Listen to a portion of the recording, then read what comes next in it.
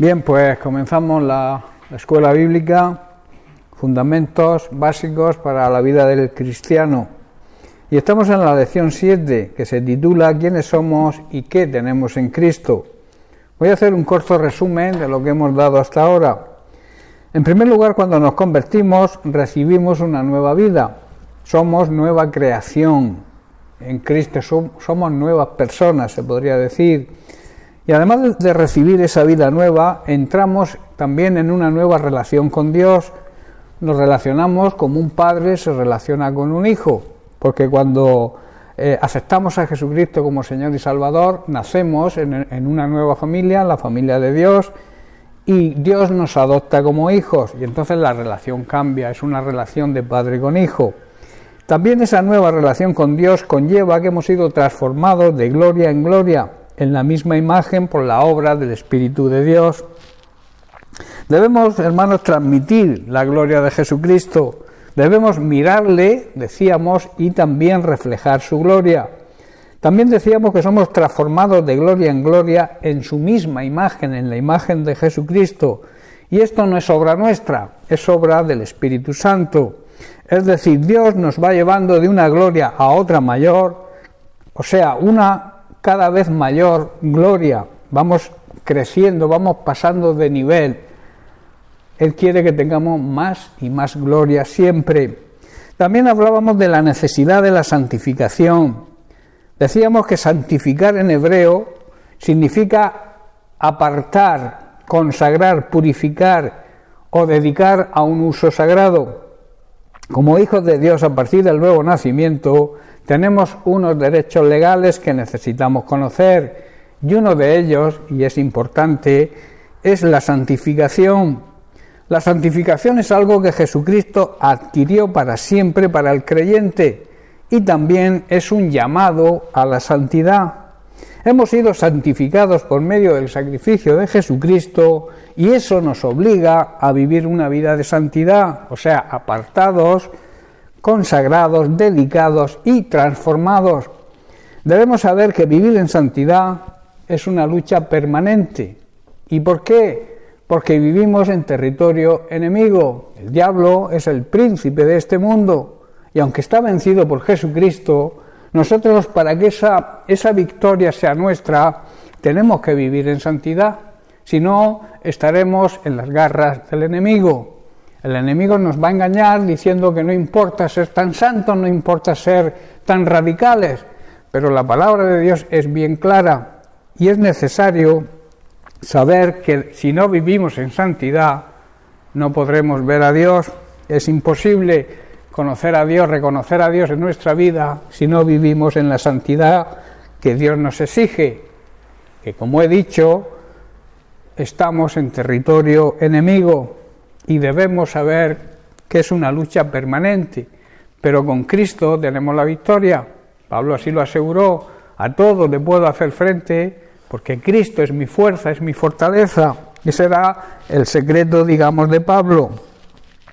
Otra consideración que estudiamos es que cuando la gloria de Dios desciende, el lugar, no solamente las personas, sino el lugar también es santificado, y la gloria desciende, solamente desciende a nosotros y a ese lugar cuando vivimos en santidad.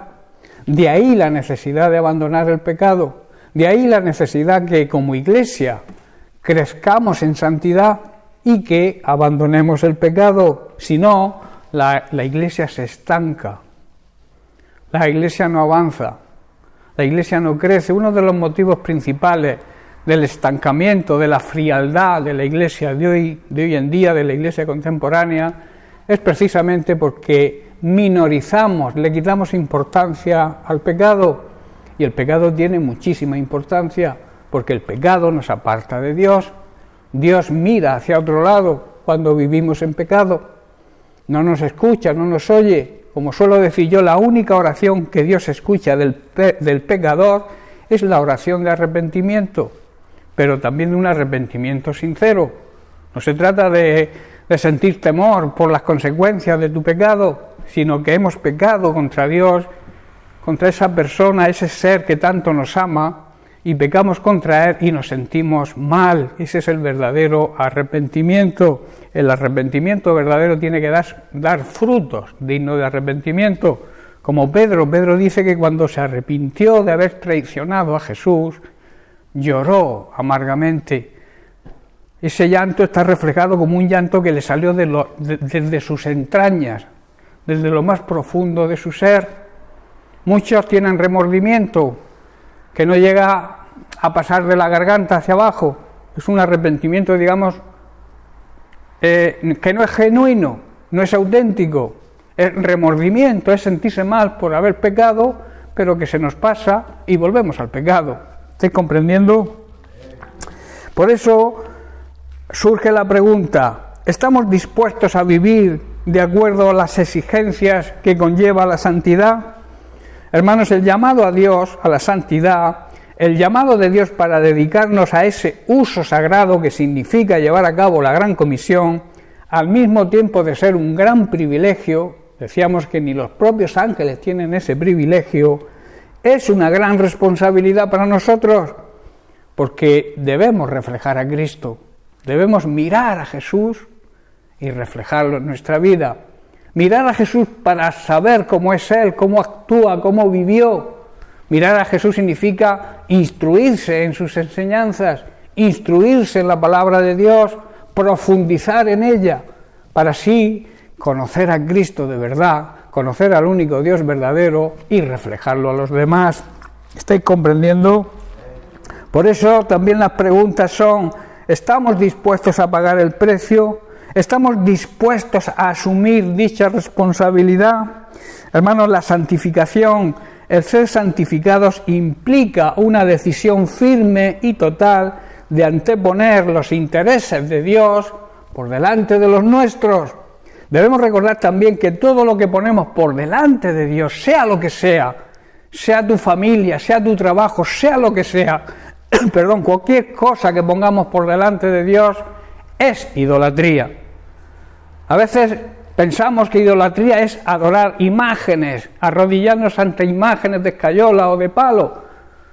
Es idolatría también, pero también arrodillarnos, poner algo por delante de Dios, es idolatría, bien sea tu esposo, tus hijos, un familiar. Darle prioridad a la familia, darle prioridad a tu trabajo por delante de la obra de Dios, es idolatría. Porque ¿quién te da el trabajo?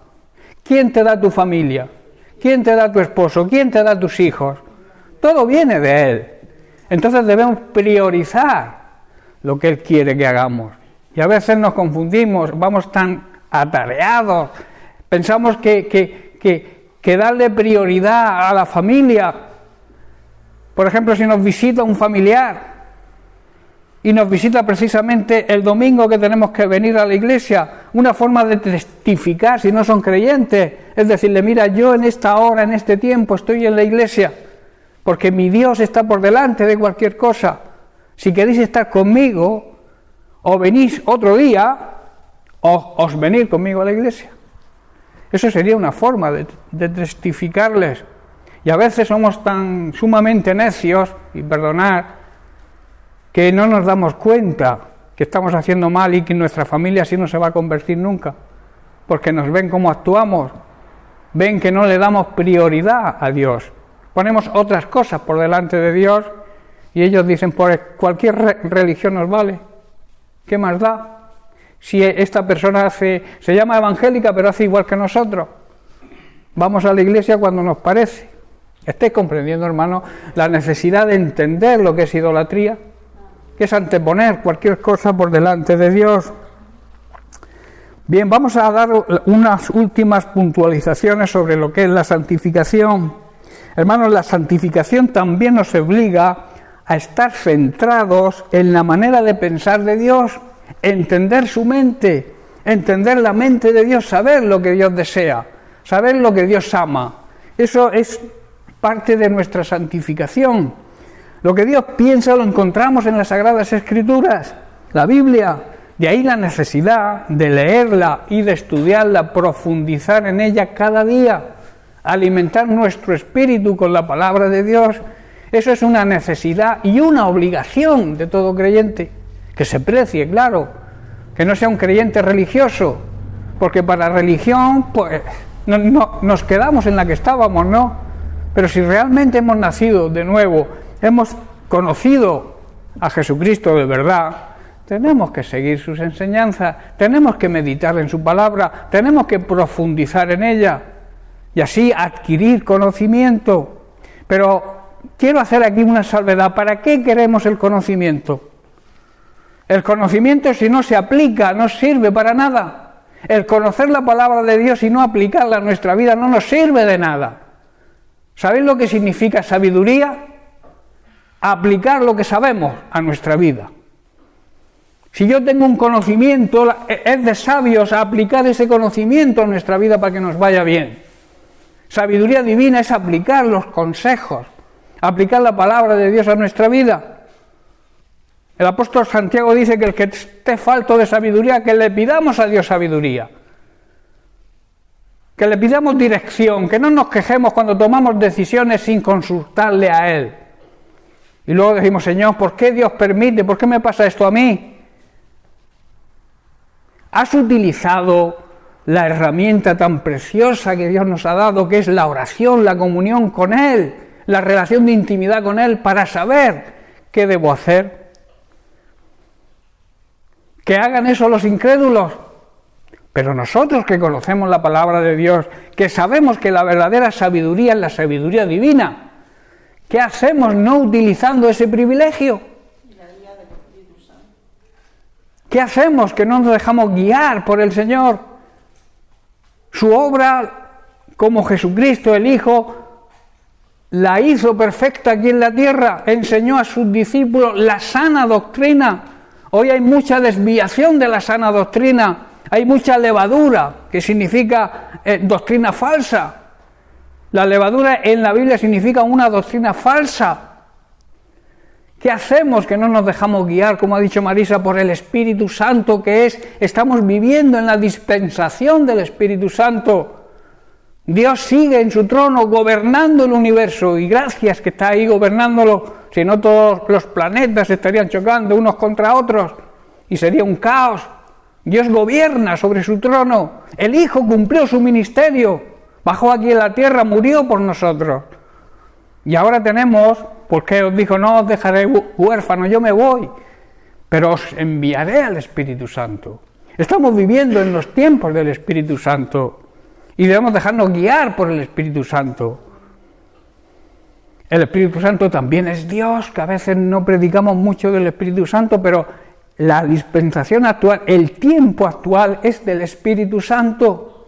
Y el Espíritu Santo también es muy gentil. No te va a obligar, no va a cambiar tu voluntad, eres tú quien debe cambiarla. Él ha negociado contigo el libre albedrío y no lo va a cambiar, eso está ahí fijo. No te va a quitar la libertad de decidir, pero también te dice, sé sabio y sigue mis consejos. Acepta mi autoridad, acepta mi soberanía y tendrás todo lo que necesitas. Hermanos, a veces actuamos neciamente cuando no nos aprovechamos de las virtudes, de los beneficios que conlleva ser hijo de Dios. Ser hijo de Dios es lo mayor que un ser humano pueda aspirar, por encima de todo lo que hay en esta tierra, por encima de todas las riquezas y todo el oro que pueda existir en este mundo. Lo más importante es la relación con Dios de padre a hijo. Él nos promete que nos va a revelar todo lo que está en su palabra, esos secretos escondidos. Él nos va a abrir la mente a través del Espíritu Santo, de la revelación del Espíritu Santo, para que entendamos todos esos secretos que encontramos en la palabra de Dios.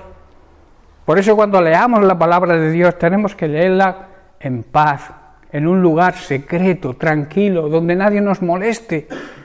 Buscar ese tiempo, que lo hay. Dios es el Dios de los tiempos. A veces ponemos excusa de que no tenemos tiempo para nada, pero para ver culebrones, para ver televisión,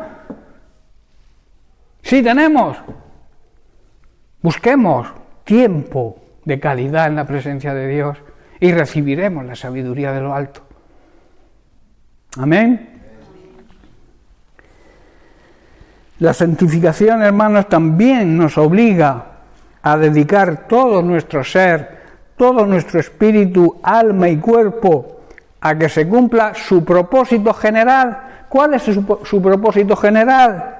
Rescatar a las almas de la condenación eterna. Ese es el propósito por el cual te ha elegido a ti y me ha elegido a mí. Que a través de nuestro testimonio, a través de nuestra conducta, a través de nuestra palabra también, podamos rescatar almas de la condenación eterna. Ese es el ministerio general de la Iglesia. Y también es el motivo, el propósito que tiene personal con cada uno de nosotros que Él quiere que se cumpla. Esos son los dos objetivos que tiene Dios con nosotros. Primero, rescatar a los perdidos de la condenación eterna, y también que su propósito, el propósito que tiene para cada uno de nosotros, se cumpla en nuestra vida. A veces vamos dejando pasar tiempo y años, y Dios tiene un plan, y quizá que lo sepamos, pero no, decimos después, ya tendré tiempo, se nos pasa la vida, y no permitimos que el propósito de Dios se cumpla en nuestra vida. David dijo: yo haré todo lo posible, me emplearé a fondo para que el propósito de Dios se cumpla en mi vida. El propósito de Dios no se va a cumplir nunca en nuestras vidas si no ponemos todo lo necesario nosotros. Como yo suelo decir, las monedas tienen dos caras: lo que Dios promete y lo que tenemos que hacer nosotros para que las promesas de Dios se cumplan. ¿Estáis entendiendo? Y eso es así, y a veces estamos de brazos cruzados esperando que Dios lo haga todo. No nos confundamos, Dios nos ayuda, Dios nos muestra el camino, Dios nos dirige, Dios nos guía, pero nosotros debemos seguir su guía, debemos obedecer su palabra, debemos alejarnos del pecado para poder vivir en santidad y ser santificados por la muerte de Jesucristo. La santificación de Cristo, la santificación que Cristo nos concedió con su muerte, se hace efectiva cuando vivimos en santidad. ¿Estáis entendiendo, hermanos?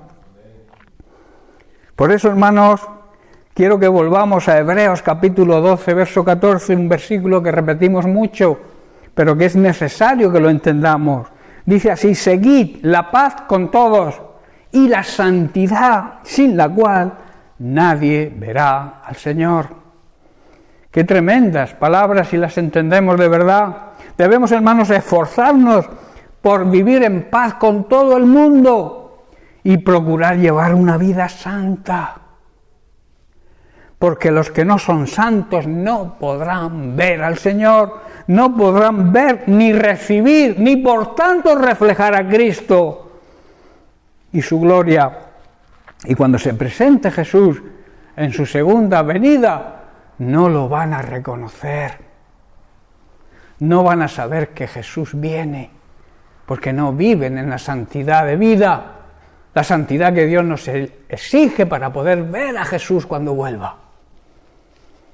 A veces no entendemos la profundidad de este versículo.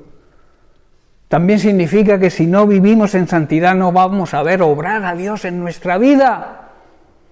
Le vamos a pedir a Dios cosas que no vamos a poder recibir, porque no vivimos de acuerdo a la palabra de Dios. Las oraciones de las personas que viven en pecado, suelo decir y repito, no pasan del techo, no llegan al trono de Dios, porque Dios exige santidad. Apartados, consagrados y dedicados al uso sagrado de la Gran Comisión. Por eso yo siempre digo que no debemos predicar el Evangelio a nadie si nuestra vida no va acompañada, o sea, si nuestra palabra no va acompañada de nuestra vida, de nuestra buena vida, de la vida que Dios quiere que vivamos.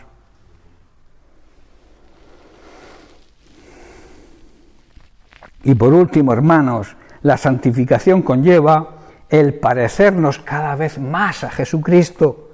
Si tú no te pareces cada vez más a Jesucristo, es porque no estás viviendo en la santidad que Él nos exige.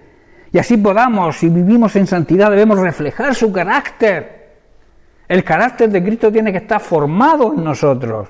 Que las personas que nos rodean puedan ver a Cristo en nuestra vida. A través nuestro podamos demostrarle el amor de Cristo y el amor de Dios. Si no, es imposible, van a seguir negando a Cristo, porque nosotros lo estaremos negando con nuestra actitud. Aunque nos digamos creyentes, aunque nos llamemos cristianos, si lo que decimos no va acompañado de lo que hacemos, la gente no se va a convertir nunca. Alguien dijo que lo que hacemos suena más fuerte que lo que decimos con nuestra boca. Hablan más tus hechos que tus palabras.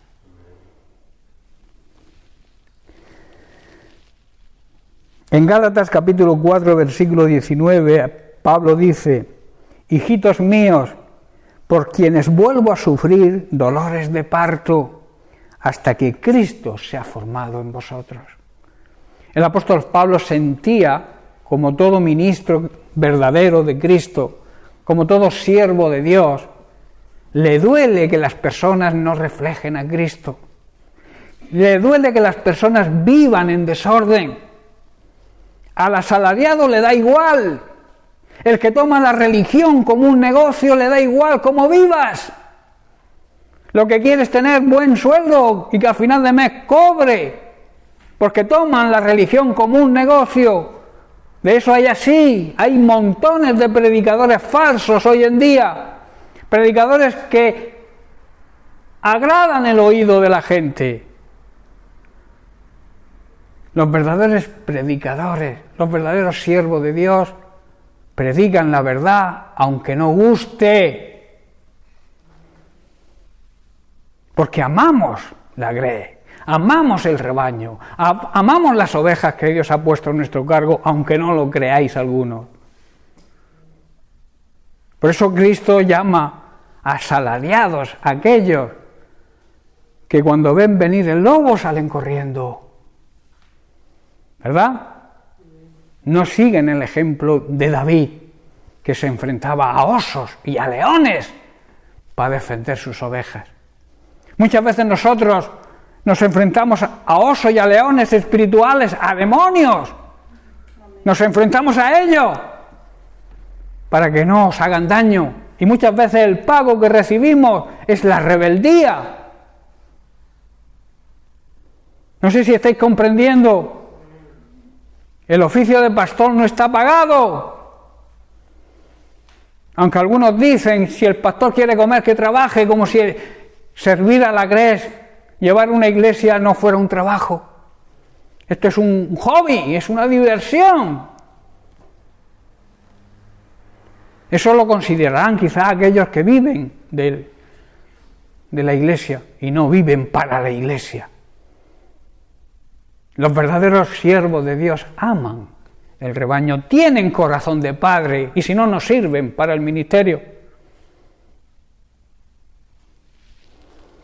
Hijitos, vuelvo a sufrir como una mujer que está dando a luz esos dolores tan grandes hasta poder ver que Cristo está siendo formado en vosotros. Esas mismas palabras de Pablo se deben aplicar hoy a nuestra vida y entender que los verdaderos siervos de Dios sienten lo mismo que sentía Pablo. De esta manera, hermanos, ejerceremos nuestra responsabilidad y estaremos agradando a Dios y al mismo tiempo estaremos preparados para cuando el Señor regrese en esa segunda venida que está muy pronto y no seremos avergonzados, le veremos, le reconoceremos. Y no, vuelvo a repetir, no seremos avergonzados cuando el Señor nos pida cuentas, que nos va a pedir a todos. Mirad que dice Pablo en 1 Corintios capítulo 6, a partir del verso 9. Dice, ¿no sabéis que los injustos son los pecadores? Porque toda injusticia es pecado y todo pecado es una injusticia. Los injustos, los pecadores, no van a heredar el reino de Dios. No os equivoquéis, ni los fornicarios, ni los idólatras, ni los adúlteros, ni los afeminados, ni los que se echan con varones, ni los ladrones, ni los ávaros, ni los borrachos, ni los maldicientes, ni los estafadores. Ninguno de esta lista va a heredar el reino de Dios. ¿A quién quitamos de esa lista? ¿Podemos quitar a alguien por quedar bien con los demás? ¿Por quedar bien con la sociedad? ¿Debemos priorizar lo de Dios o lo que el mundo ofrece y nos dicta? No podemos quitar nada. Además, corremos un grave peligro. Y un gran peligro cuando quitamos o añadimos algo a la palabra de Dios. Nos viene maldición. Por eso ni podemos quitar nada, ni podemos añadir tampoco nada. Y la palabra de Dios es bien clara. ¿A quién quitamos de esta lista? Decidme vosotros. ¿Quitamos a alguien? ¿Quitamos a los ávaros, a los ladrones, a los afeminados? ¿Quitamos a alguien? ¿A los que se echan con varones? ¿Quitamos a alguien de ahí, de esa lista?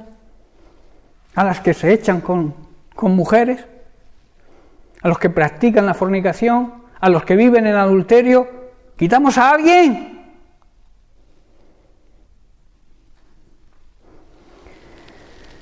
Y dice el versículo 11, y esto erais. Ojalá fuera verdad, hermanos, que fuéramos esas cosas, pero que ya no las seamos.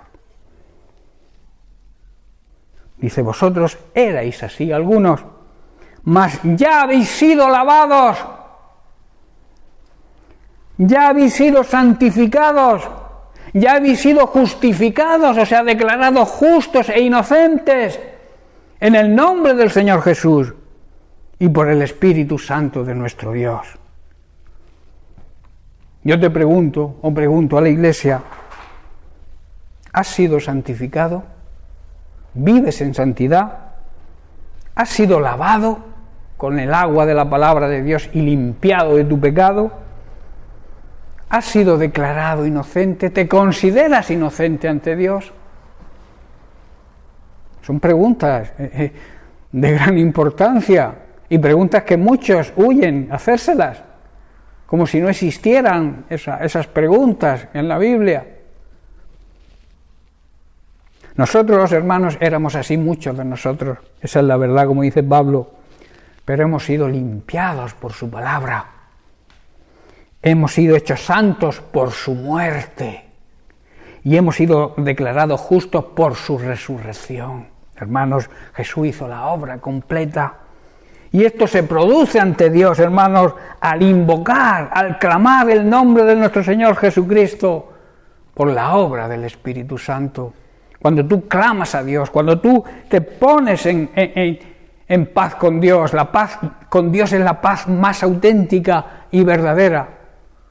La paz, el sentirnos perdonados por Dios es la verdadera paz y auténtica. Pero eso es obra del Espíritu Santo cuando nos arrepentimos y confesamos y reconocemos nuestros pecados y nos apartamos de Él. Entonces somos transformados por la obra del Espíritu Santo. Si buscamos, hermanos, al Señor en oración, su gloria va a descender sobre nosotros diariamente y nos irá santificando cada vez más. La cercanía con Dios, hermanos, nos aleja del pecado.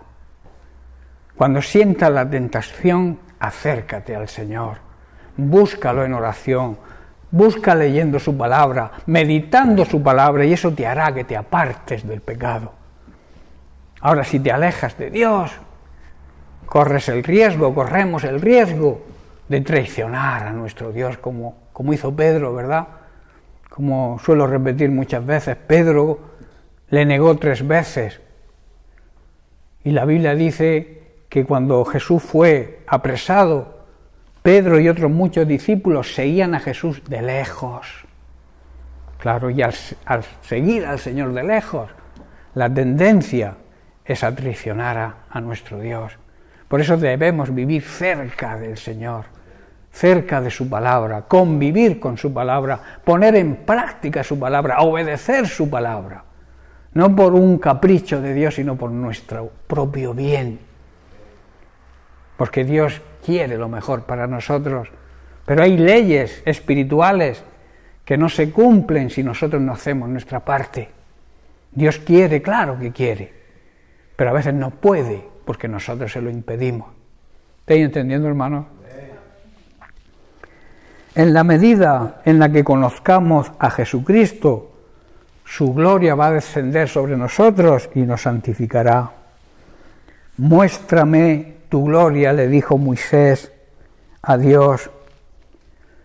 Moisés le pidió a Dios que le mostrara su gloria. ¿Sabéis qué le contestó Dios? Mirad lo que le contestó.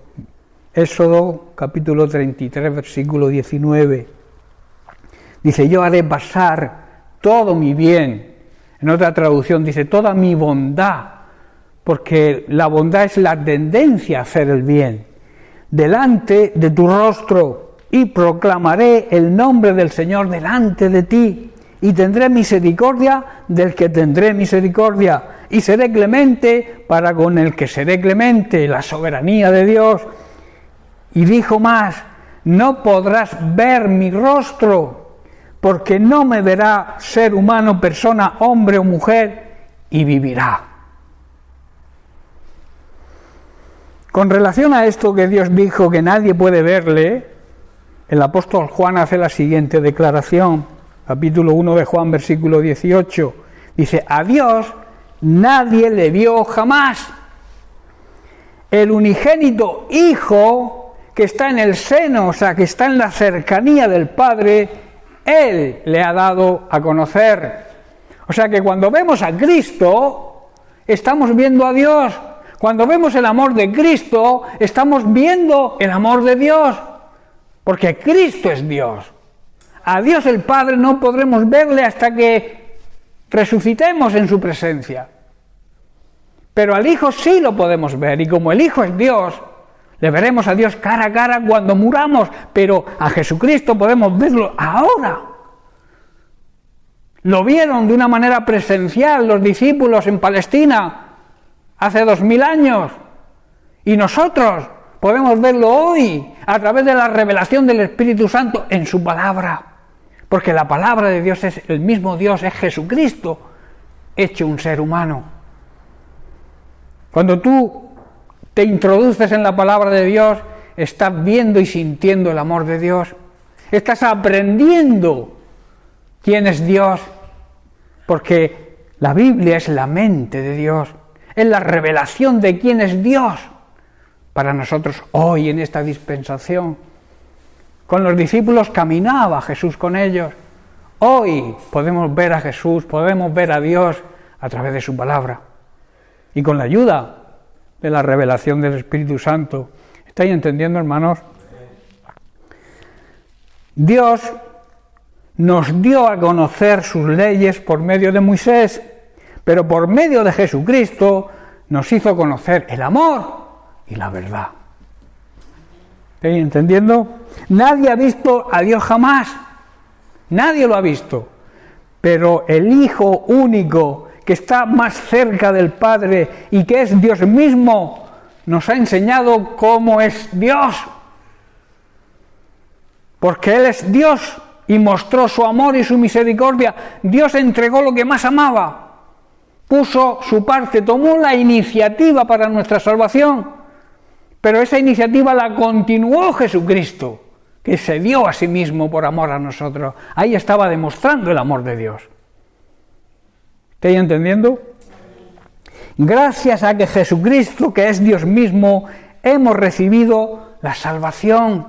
Y además, cuando caminamos de acuerdo a sus principios, cuando obedecemos sus mandatos, recibimos sus grandes bendiciones. Y las recibimos a través de lo que Jesucristo hizo en la cruz. Su sacrificio, su muerte y su gloriosa resurrección. Esa es la clave del Evangelio, hermanos. Seguimos con Moisés en el libro de Éxodo. Dice que al otro día Dios descendió al lugar en donde estaba Moisés y proclamó su nombre.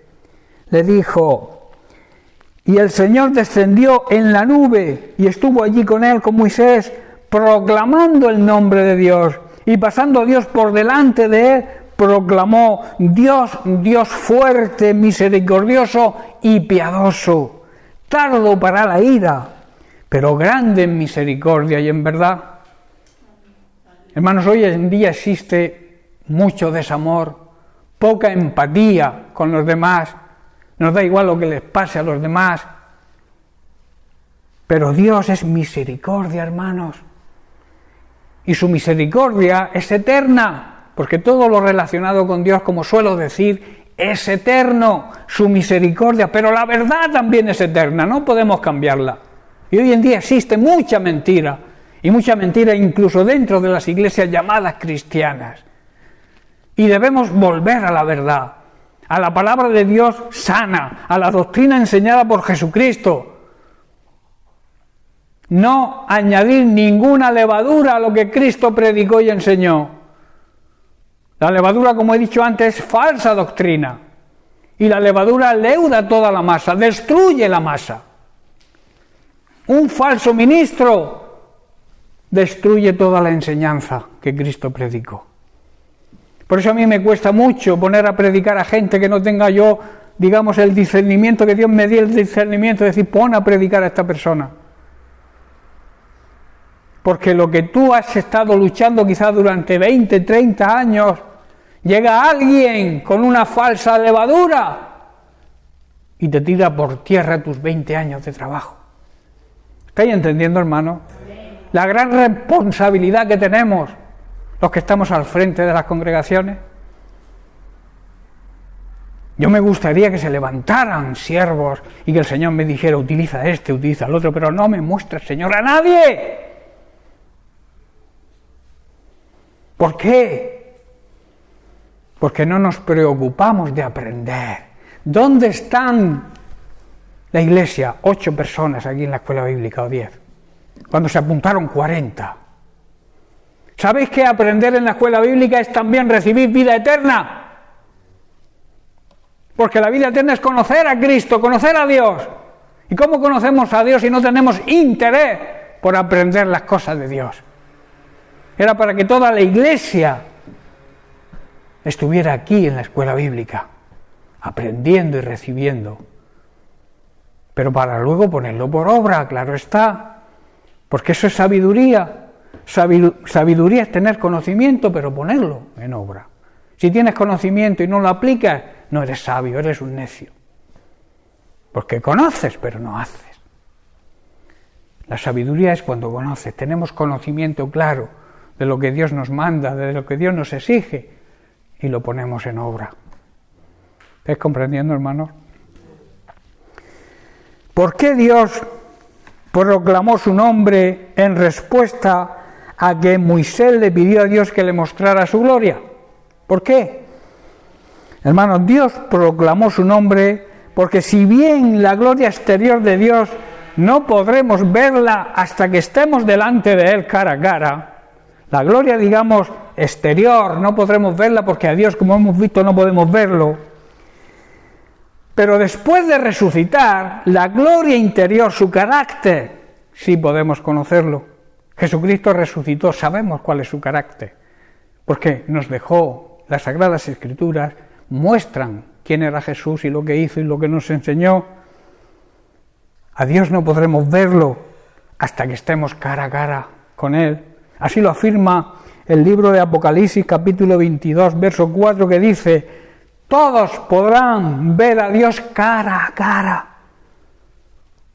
¿Cuándo? Cuando estemos en su presencia. Cuando partamos de este cuerpo y vayamos a su presencia, podremos ver a Dios cara a cara. Pero mientras que estemos aquí, vemos a Dios a través de Jesucristo, a través del carácter de Jesucristo, a través de la vida y de las enseñanzas de Jesucristo que se encuentran en las Sagradas Escrituras, en la Biblia. Hermanos,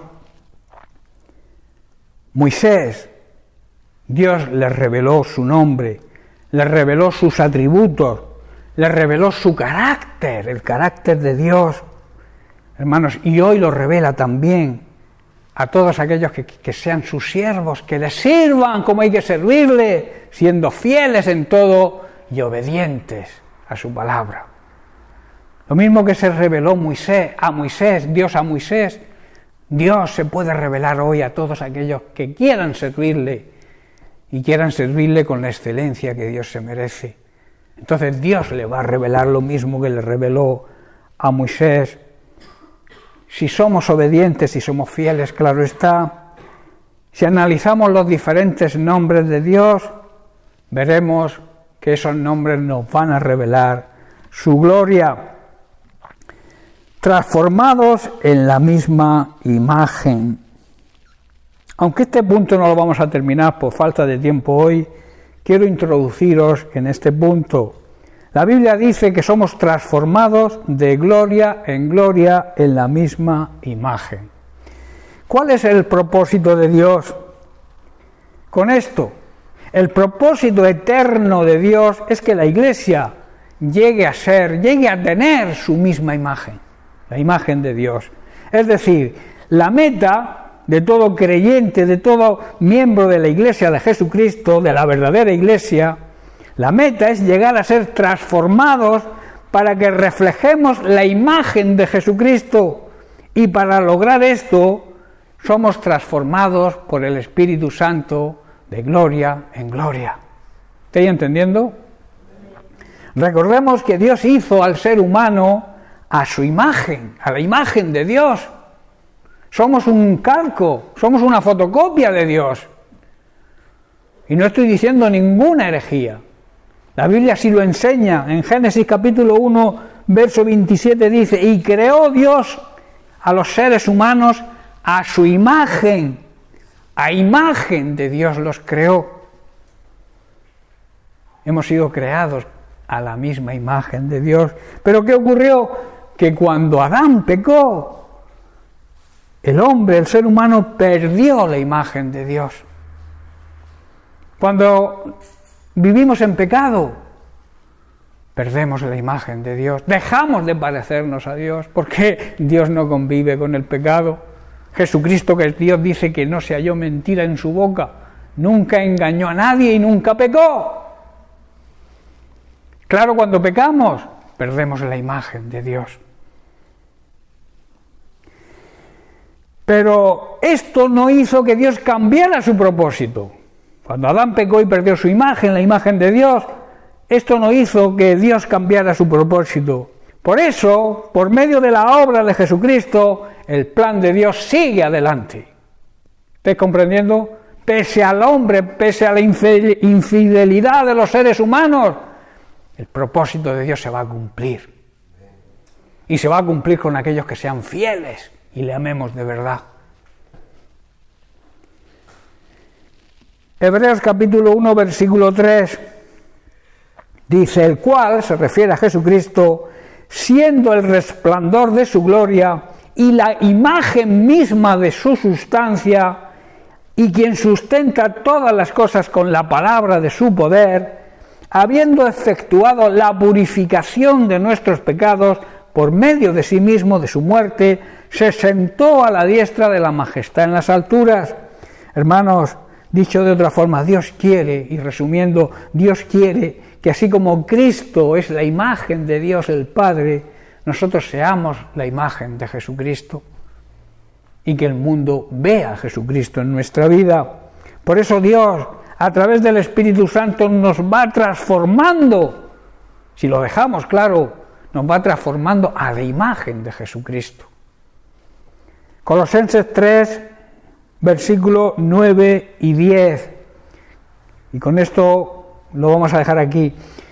Dice Pablo: no mintáis los unos a los otros, habiéndoos despojado del viejo hombre con sus hechos, y revestido del nuevo, el cual conforme, escuchad bien, conforme a la imagen del que lo creó. ¿Quién nos creó?